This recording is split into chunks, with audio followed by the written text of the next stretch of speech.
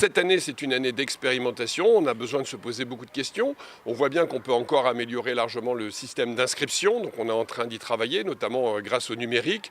Il faut qu'on trouve le modèle économique. Aujourd'hui, l'expérimentation est permise grâce aux dons des Dunkerquois dans la fondation du Dunkerquois solidaire. Évidemment, c'est un modèle qui ne peut pas se généraliser. Donc quel modèle économique demain?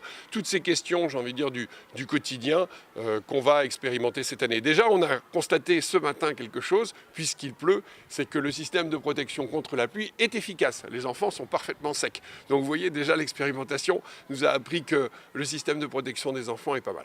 L'idée, c'est vraiment de retrouver une autre forme de mobilité, d'y réfléchir, d'y penser déjà. C'est vrai qu'aux abords des écoles, il y a des problématiques de sécurité. On le voit bien. Parfois, les voitures constituent un danger pour les enfants.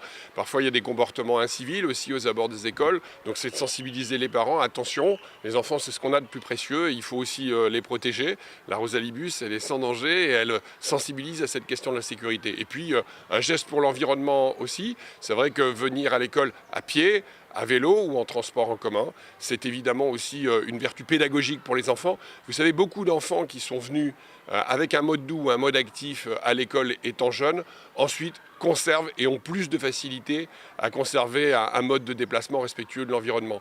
Donc je pense que c'est aussi une façon d'éduquer. Aller à l'école, c'est l'éducation. Se déplacer, ça passe aussi par une forme d'éducation.